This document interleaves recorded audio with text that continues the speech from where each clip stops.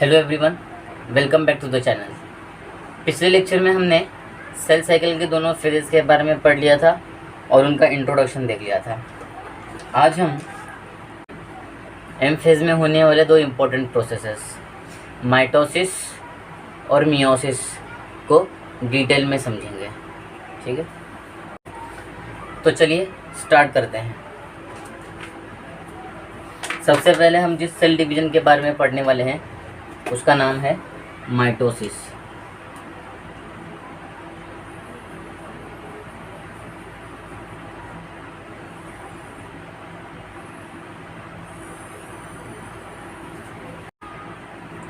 अब चलो माइटोसिस की बात कर लेते हैं। माइटोसिस इस डिवीजन में क्या हो रहा है, ये एक डिप्लॉइड सेल है, राइट। ये डिप्लॉइड सेल है। ये सेल इस तरह से डिवाइड होता है कि जो दो नए सेल्स बनते हैं, जो दो नए डॉटर सेल्स बनते हैं, उन दोनों भी डॉटर सेल्स में क्या जाते हैं, डिप्लॉइड नंबर ऑफ क्रोमोसोम्स आ जाते हैं। तो डिवीजन के दौरान जो टोटल नंबर ऑफ क्रोमोसोम्स हैं वो दोनों डॉटर सेल्स में मेंटेन किए गए हैं। ठीक है, ये डॉटर सेल्स हैं।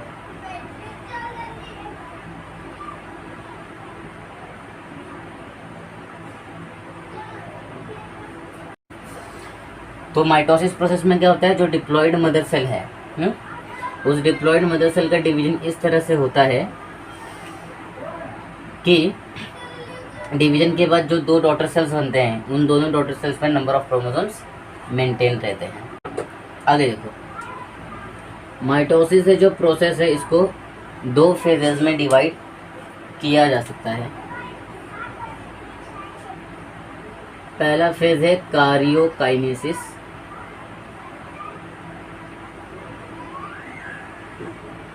और दूसरा है साइटोकाइनेसिस। ठीक है, कार्योकाइनेसिस, इसमें जो कार्यो वर्ड है ये आया है कार्यन से। ठीक है, इसका मतलब होता है न्यूक्लियस, और काइनेसिस से जो वर्ड है इसका मतलब होता है डिवीजन। तो यहाँ पे किसका डिवीजन हो रहा है, न्यूक्लियस का डिवीजन हो रहा है। ठीक है, नेक्स्ट इज व्हाट, साइटोकाइनेसिस। तो साइटो ये जो वर्ड है ये रिप्रेजेंट करता है साइटोप्लाज्म को, और काइनेसिस का मतलब क्या होता है, डिवीजन। तो यहाँ पे साइटोप्लाज्म का डिवीजन हो जा रहा है। ठीक है, ये समझ लो। फिर आगे देखो, अब यहाँ पे क्या है, जो कार्योकाइनेसिस है उसके 4 स्टेप्स होते हैं। कार्योकाइनेसिस में 4 फेजेस हैं। सबसे पहला फेज है प्रोफेज,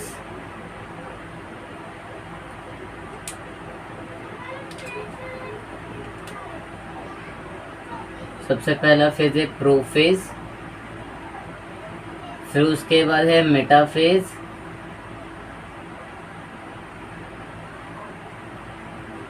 फिर उसके बाद है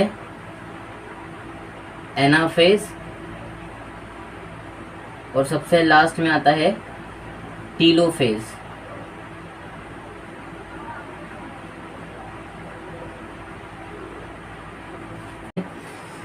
तो जो प्रोफेज है, प्रोफेज, ठीक है, उसके फिर से 2 पार्ट्स हुए हैं।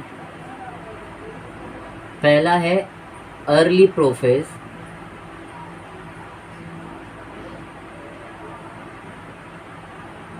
और दूसरा है लेट प्रोफेज। लेट प्रोफेज, ठीक है, अर्ली प्रोफेज और लेट प्रोफेज। अब इन दोनों फेजेस के बारे में हम डिटेल में पढ़ेंगे। ठीक है, मेटाफेज, मेटाफेज है जो फेज है, इसमें मेटा का मतलब होता है, मेटा ये जो वर्ड है, ठीक है, इसका मतलब होता है मिडल। तो अब तुमको ये लग रहा होगा कि ये जो फेज है ये मिडल फेज है, यानी बीच वाला फेज है, इसके लिए इसका नाम मेटाफेज है। नहीं, यहाँ पे मेटाफेज की स्टोरी कुछ और है, ठीक है। क्या है अभी हम लोग देखेंगे, लेकिन फिलहाल इतना समझ लो कि मेटाफेज में मेटा इस वर्ड का मतलब मिडल होता है। एनाफेज, एनाफेज ये थर्ड फेज है या फिर सेकेंड लास्ट फेज है कार्योकाइनेसिस का, और लास्ट क्या है, टीलोफेज है, ठीक है। इस हिसाब से देखा जाए तो कार्योकाइनेसिस और साइटोकाइनेसिस इन दोनों के कंपैरिजन में कार्योकाइनेसिस ये बहुत बड़ा फेज है, ठीक है। और अगर कार्योकाइनेसिस के भी इन चारों फेजेस को अगर देखा जाए तो इसमें प्रोफेज जो है वो सबसे बड़ा फेज है, ठीक है। तो ये पूरा ओवरव्यू है माइटोसिस प्रोसेस का। तो पहले इसको नोट डाउन कर लो, फिर आगे देखते हैं। तो देखो सबसे पहले क्या होता है, सपोज करो कि ये तुम्हारे पास क्या है, सेल है।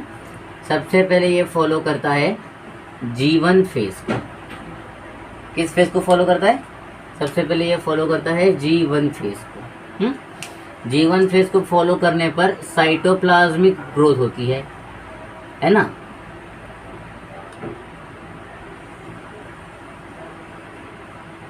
साइटोप्लाज्मिक ग्रोथ होती है।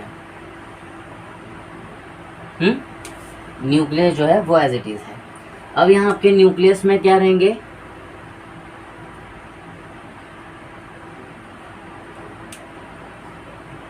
डीएनए मॉलिक्यूल्स रहेंगे, ठीक है। अब ये सेल किस में एंटर करता है, एस फेज में एंटर करता है, सॉरी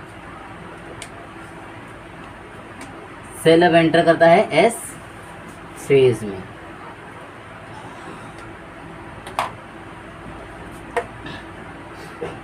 तो अब यहाँ क्या होगा, एस फेज में एंटर करते ही न्यूक्लियस में जो अमाउंट ऑफ डीएनए है वो क्या हो जाता है, वो डबल हो जाता है,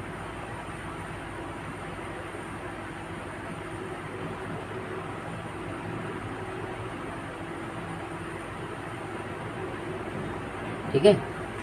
अमाउंट ऑफ डीएनए डबल हो जाता है।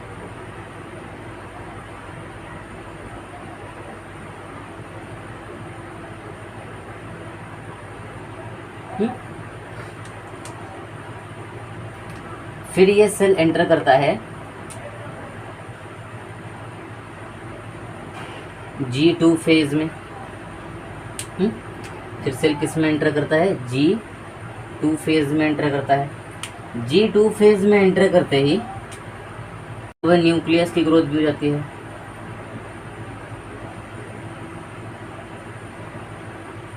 ठीक है। यहाँ पे जो सेंट्रियोल होता है यहाँ पे भी होता है,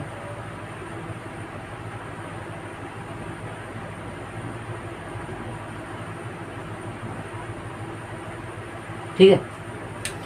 तो ये पूरा प्रोसेस होता है। यहाँ पे भी तुम्हें रेप्लिकेटेड डीएनए दिखाई देंगे,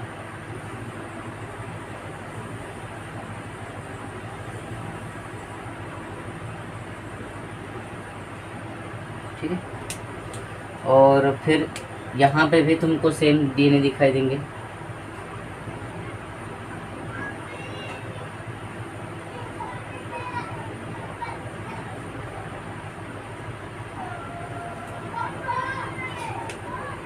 ठीक है।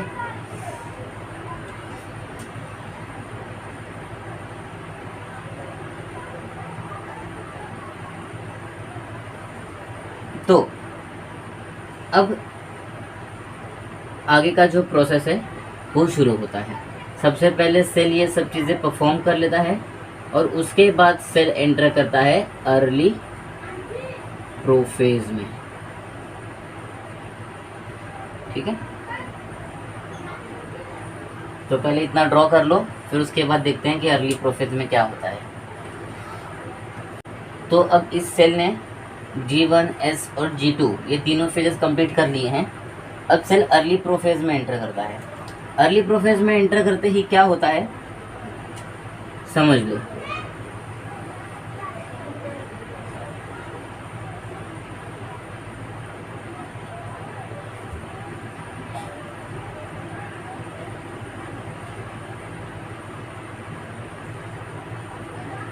ये सेल है और इसमें न्यूक्लियस है, ठीक है। तो सबसे पहले क्या होता है, जो डीएनए है, ठीक है, उनकी कॉइलिंग होती है, देखो कुछ इस तरह से,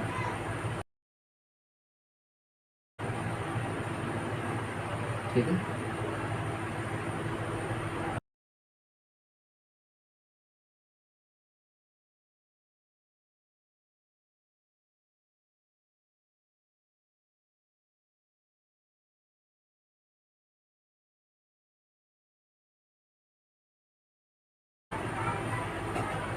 इसको हम क्या कहते हैं, इसको हम कहते हैं कॉइलिंग। कॉइलिंग अगले स्टेज में ये सेल जो है, ठीक है,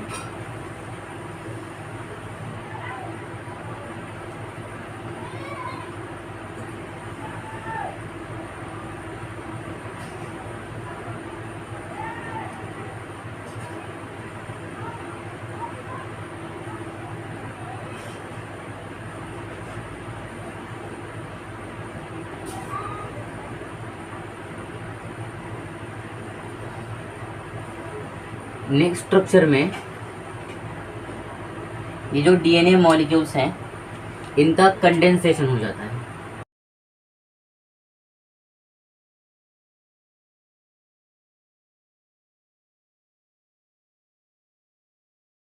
This condensation leads to the formation of thread-like structures, and these thread-like structures are called as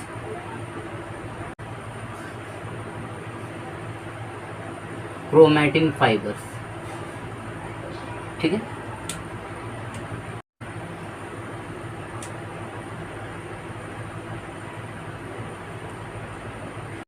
okay, तो अब जैसे ये क्रोमैटिन फाइबर बन चुका है और यहाँ पे लेट प्रोफेज की शुरुआत हो चुकी है, ठीक है।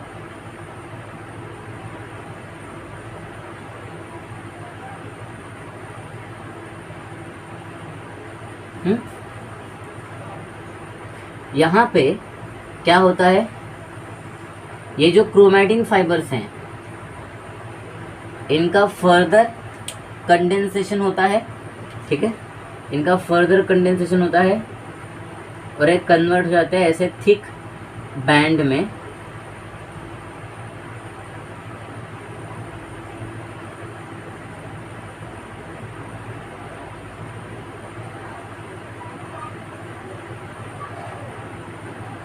ऐसे थिक स्ट्रक्चर्स में,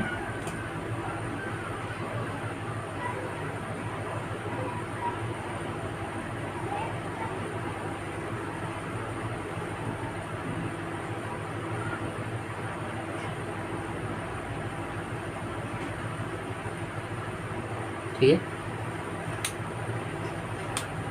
ऐसे स्ट्रक्चर्स में। इन स्ट्रक्चर्स को हम कह सकते हैं क्रोमैटिड्स। क्रोमैटिड्स, ठीक है, क्रोमैटिड्स। अब नेक्स्ट स्टेप में क्या होगा कि जो क्रोमैटिड्स हैं,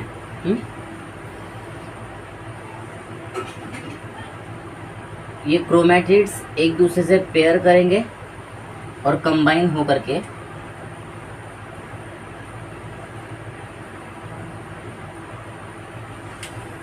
फॉर्म करेंगे एक स्ट्रक्चर,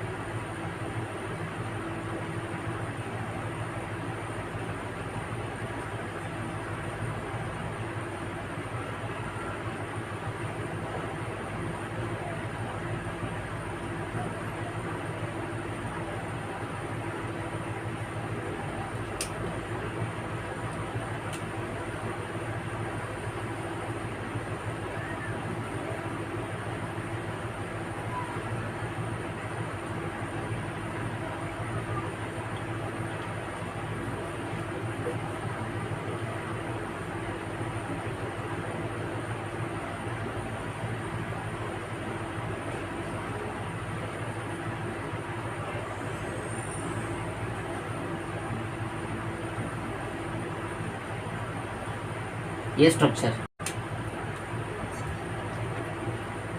तो इन स्ट्रक्चर्स को हम किस नाम से जानते हैं? क्रोमोसोम्स।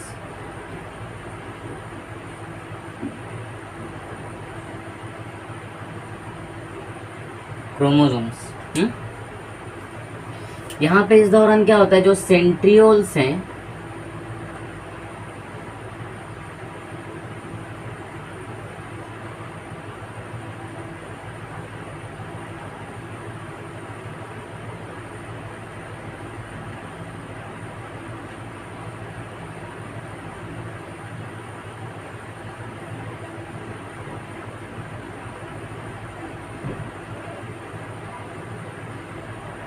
वो डबल हो जाते हैं। सेंट्रियोल्स यहाँ पे क्या हो जाते हैं? डबल हो जाते हैं। और इसके बाद जो अगला स्टेप है, उस स्टेप में क्या होता है, जो न्यूक्लियर मेम्ब्रेन है, न्यूक्लियर मेम्ब्रेन मतलब क्या, ये तुम्हें सेंटर में ये सर्कल दिख रहा है, ये इसको न्यूक्लियर मेम्ब्रेन कहते हैं। ये न्यूक्लियस का कवरिंग होता है, ठीक है। तो देखो यहाँ पे क्या हो रहा है अगले स्टेप में। अगले स्टेप में जो न्यूक्लियर मेम्ब्रेन होता है ये डिसअपीयर होने लगता है। तो यहाँ जो सेंट्रियोल्स थे वो एक दूसरे से दूर माइग्रेट करने लगते हैं और इस दौरान इनके बीच में प्रोटीन फाइबर्स का कुछ ऐसा कनेक्शन बनता है। इसको हम कहते हैं एस्टर। क्या कहते हैं? एस्टर। और ये एस्टर सिर्फ इन दोनों के बीच तक ही सीमित नहीं है, बल्कि हर सेंट्रियोल के आसपास भी बना हुआ है। ये जो एस्टर होता है ये किससे बना होता है? ये बना होता है माइक्रोट्यूब्यूल से। न्यूक्लियस में एक और स्ट्रक्चर होता है यहाँ पे जिसको हम कहते हैं न्यूक्लियोलस।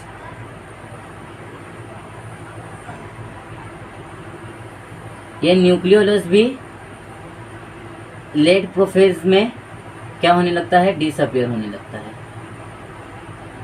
ठीक है।